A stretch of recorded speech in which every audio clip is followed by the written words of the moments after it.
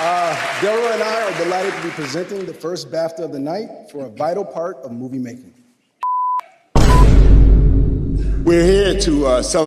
This is one of them stories where every single person online seems to be getting angry, but half the internet is angry at the wrong thing. This BAFTA incident wasn't just coincidental rage bait to spark outrage online. This was them directly telling all of us how institutions fumble, let the internet react, and then get away with the whole situation. At the 2026 BAFTAs, during a live moment with Michael B. Jordan and Delroy Lindo on stage, a guest named John Davison, who has Tourette syndrome, involuntarily shouted the hard R. BAFTA and the BBC apologized, but to be real, an apology at this point is just them slapping a band-aid on it. Time and time again during this Black History Month, they're still humiliating us and finding new ways to create discourse on justifying it. It got worse because the delayed broadcast still aired the slur, and they had so much time to cut that out. You see how I say f and I bleep it out? Or I could just cut the video right now. The idea that this wasn't intentional, even if John couldn't control it, is blasphemy. They knew that they sat him close to the mic. They had all the time in the world to fix up audio before getting a man with Tourette's near a mic. They cut out Free Palestine, but then you gonna leave the N-word. Okay.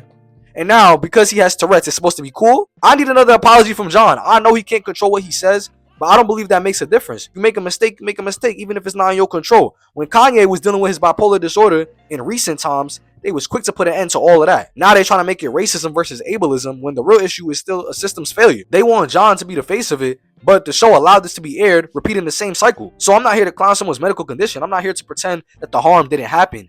However, this is exactly why the conversation matters, because both things are true. And I feel like the internet hates when two things are true. People think it always gotta be one way or another. Half of these people, I don't even think they believe what they're saying themselves. They take a clip or a headline, then they stay on that side. But the story dealt with race, disability, and pressure on live television to be presented at your best. That's too many layers for Twitter users, but still, the algorithm loves drama. BAFTA knows this, and John, what's his name?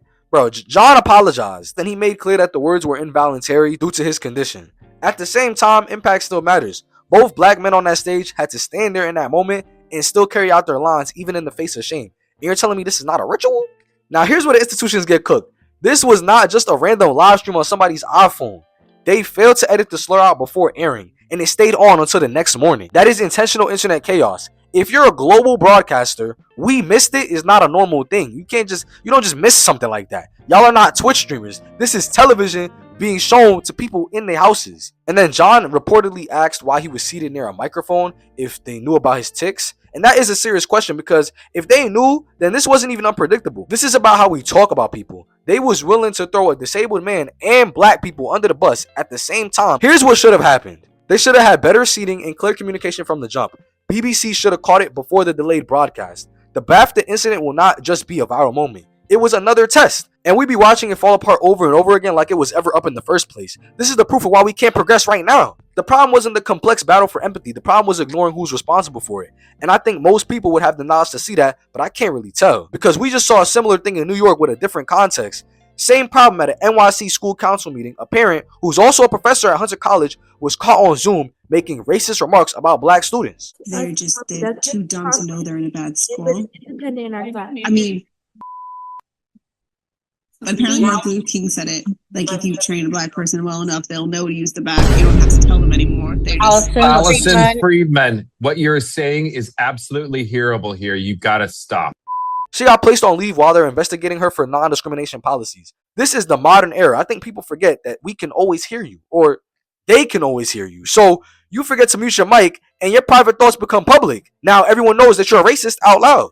And she'll be protected somehow. They just want us to know how deep this runs. Once it's public, you can't hide behind, that's not what I meant, because everyone already heard you. Hunter moved to investigate and put the professor on leave because institutions are judged by response. We don't care about your justification. The comment had no care for black people when she was saying it. Look at what people... While I was making this, I found out about the Subway Queen situation. A viral NYC subway clip of a white woman yelling the N-word as the train doors close. Coward behavior. Why did you hit me? Because you hit my foot. No, I That's just said. self-defense. I just yeah, said. I said I wasn't hitting my foot. It's self-defense. Yeah, it is. You hit my foot. Did you just intentionally?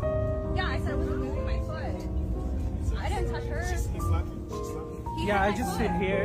No, my foot was there and you hit it. Yeah, because your feet is not. It wasn't There was a seat right here. Why didn't you just sit there? But she asked you, excuse me. And you say, I'm not moving. I don't have to move my foot. My foot. No, I don't have to move my foot.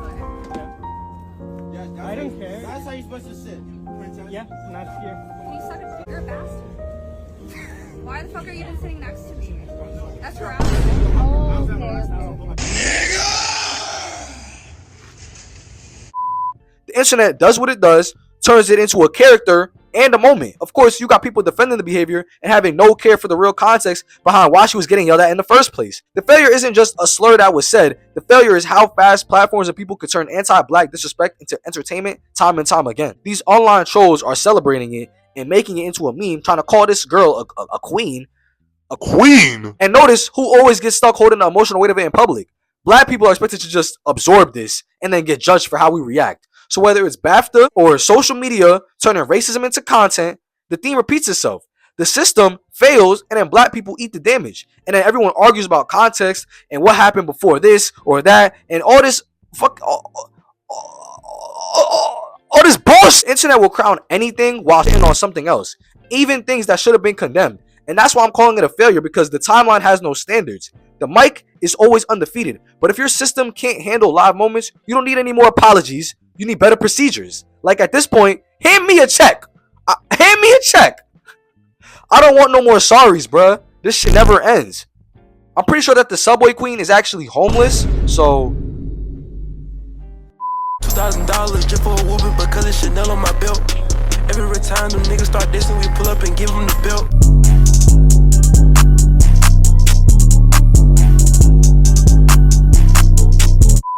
Wow, that was so powerful.